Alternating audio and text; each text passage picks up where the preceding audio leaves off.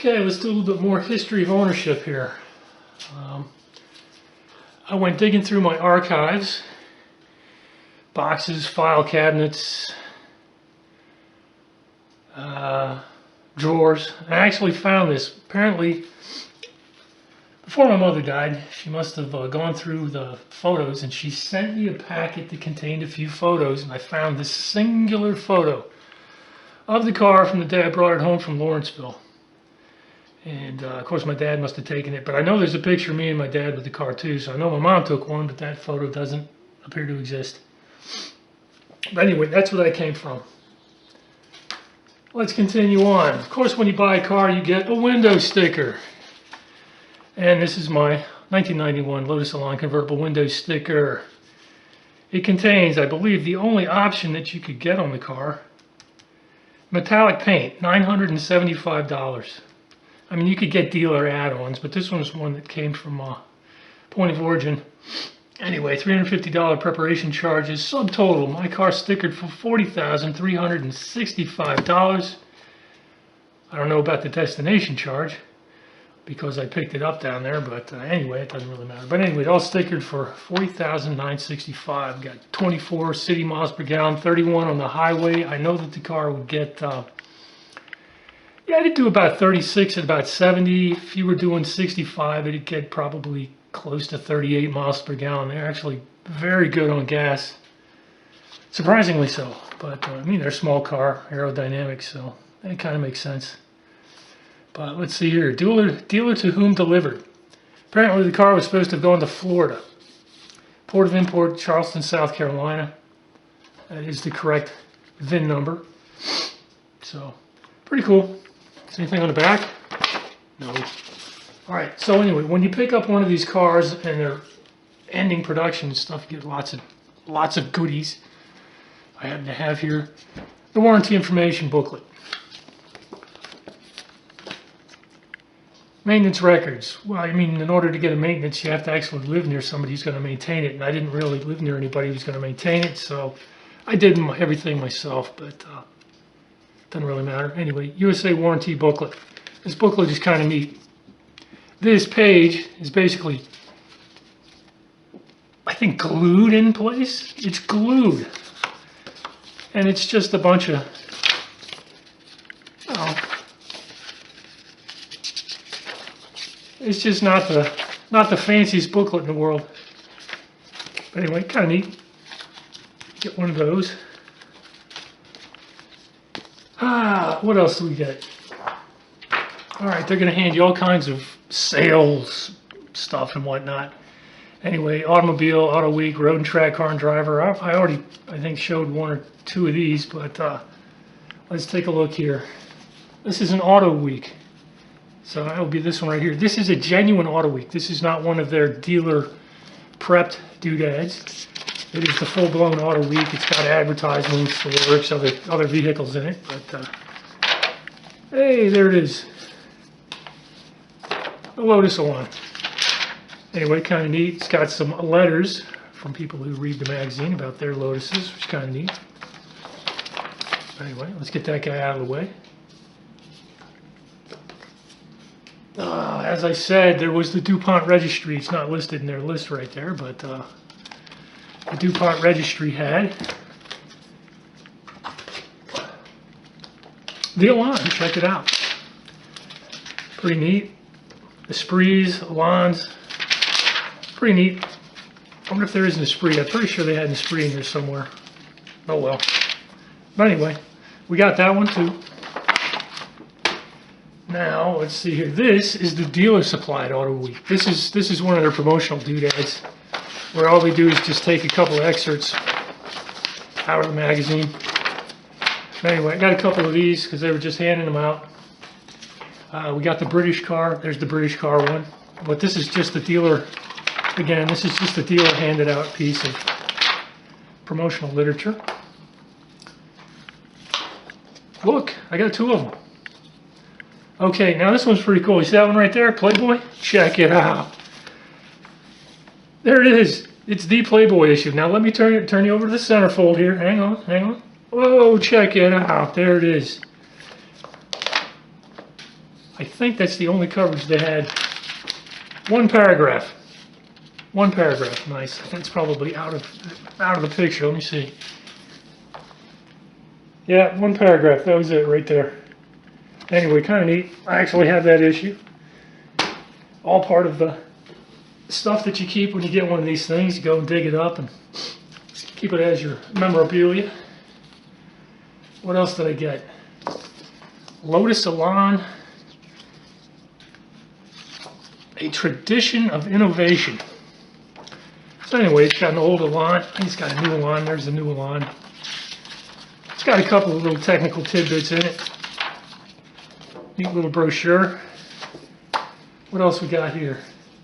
Ah, this is the outside of this particular piece right here. I've got two of these guys. They open up. It's got folding whatevers.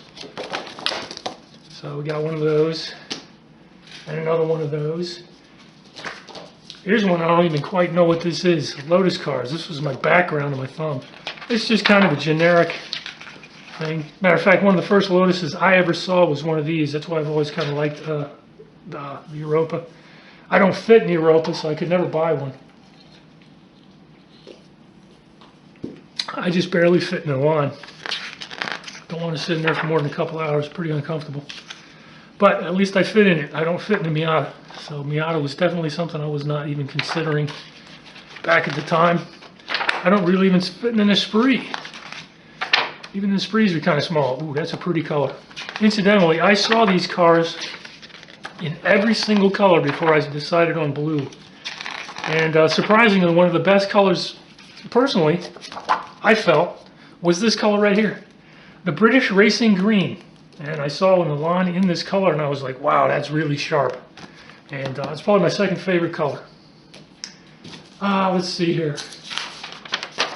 Of course, I took my car to New York, and in New York we had to have front bumper, front license plates. So, I got how to install a front license plate on that.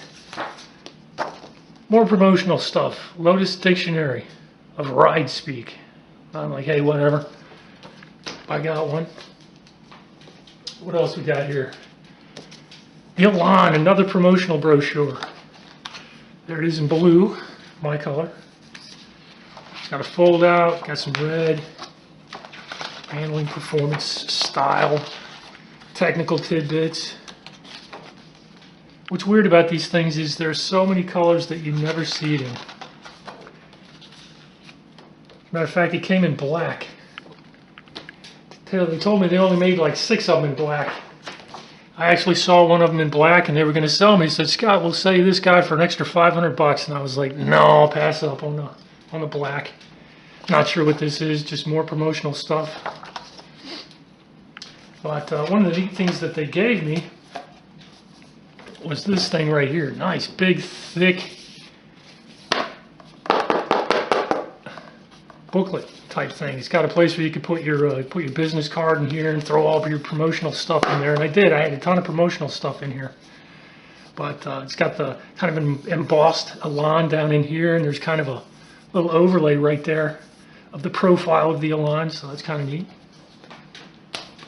And then they just started loading me up with stuff like, hey, how about a spec sheet on an Elan?